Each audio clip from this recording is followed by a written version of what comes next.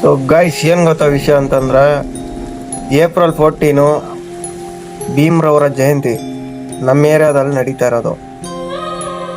ನೋಡಿ ಹೆಂಗಿದೆ ಪರಿಸ್ಥಿತಿ ಅಂತ.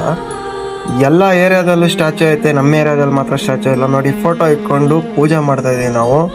23 ವರ್ಷ ಆಗಿದೆ ಗುರು, ಯಾವ ಬೋಳಿ ಮಗನಿಗೂ ನಮ್ಮ ಏರಿಯಾಗೆ ಒಂದು ಅಂಬೇಡ್ಕರ್ನ ಸ್ಟ್ಯಾಚು ನಿರ್ಮಿಸಿ ಕೊಡೋಕ್ಕೆ ಯಾವನ ಕೈಯಲ್ಲಿ ಆಗಿಲ್ಲ. ಈ ವರ್ಷ ಏಪ್ರಿಲ್ 14 ಭೀಮ್ರವ್ರ ಜಯಂತಿ ಈ ಥರ ಮಾಡಿದ್ದೀವಿ, ಈ ಥರ ಸೆಲೆಬ್ರೇಟ್ ಮಾಡಿದ್ದೀವಿ. ನಮ್ಗೆ ಯಾವ ಥರ ಅನುಕೂಲ ಆಯಿತು ನಾವು ಈ ಥರ ಮಾಡಿದ್ದೀವಿ. ನೋಡೋರ್ಗೆ ನೀವೇನು ಅನ್ಕೊಬೋದು, ನಾವಿರೋದು ಒಂದು 20 ಜನವರೆಗೂ ಇರ್ತೀವಿ ಹುಡುಗರು. ಅಧ್ಯಕ್ಷರು ಒಂದು 100 ಜನ ಇರ್ತಾರೆ ಊರಿಗೆ. ಒಂದು ಅಂಬೇಡ್ಕರ್ ನಿರ್ಮಾಣ ಮಾಡ್ಕೊಡೋಕ್ಕೆ ನಮಗೆ ಯಾರ ಕೈಯಲ್ಲಿ ಆಗಿಲ್ಲ. ಈ ವರ್ಷ ಏನು ಮಾಡ್ತಾ ಇದ್ದೀವಿ ಅಂದರೆ, ನೆಕ್ಸ್ಟ್ ವರ್ಷ ಬರೋ ಮುಂದಿನ ವರ್ಷಕ್ಕೆ ನಾವು ಸ್ಟ್ಯಾಚು ನಿಲ್ಲಿಸ್ಬೇಕು ಅಂತ ನಿರ್ಧಾರ ತಗೊಂಡಿದ್ದೀವಿ, ಪ್ಲಾನ್ ಮಾಡಿದ್ದೀವಿ, ಒಂದು ಕೊಟೇಶನ್ ಹಾಕಿದ್ದೀವಿ. ನಮ್ಮ ಚಿಂತಾಮಣಿ ತಾಲೂಕಿನ ಮುರುಗಮಲ ಪಕ್ಕದಲ್ಲಿರುವಂಥ ನಂದಿಗನಹಳ್ಳಿ ಪಂಚಾಯಿತಿಯಲ್ಲಿ ನಾವು ಅರ್ಜಿ ಸಲ್ಲಿಸಿದ್ದೀವಿ.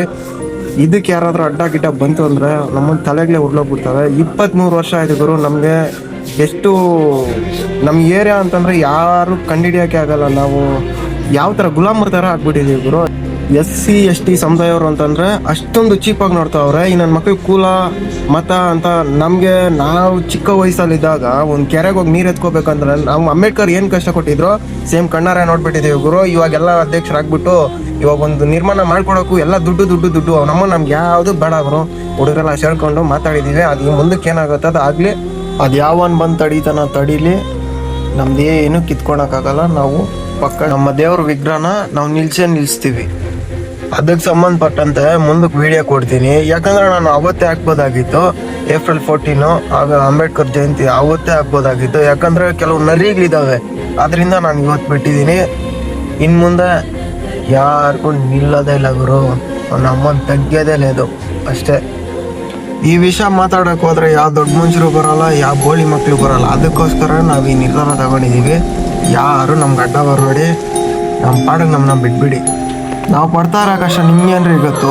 ನೀವು ಓಟ್ ಹಾಕೋವಾಗ ಮಾತ್ರ ಬರ್ತೀರಾ, ದುಡ್ಡು ಕೊಡ್ತೀರಾ, ಸ್ಯಾರಿ ಕೊಡ್ತೀನಿ ಅಂತೀರಾ, ಮತ್ತು ಹಾಕ್ಸ್ಕೊಂಡಾದ್ಮೇಲೆ ನಮ್ಗೆ ಇದೊಂದು ನಿರ್ಮಾಣ ಮಾಡ್ಕೊಳಕ್ಕಾಗಿಲ್ಲ. ಅಷ್ಟೊಂದು ಕೀಳು ಮಟ್ಟದಲ್ಲಿ ನೋಡ್ತಾ ಇದ್ದೀರಾ. ನೀವೇ ಆ ಥರ ಮಾಡಿದ್ಮೇಲೆ ನಾವೇ ಯಾಕ್ರಿ ನಿಲ್ಬೇಕು, ನಿಮ್ಮ ಮಾತು ಯಾಕ್ರಿ ಕೇಳಬೇಕು.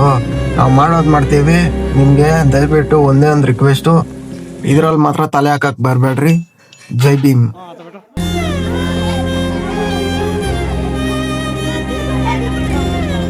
Thank you.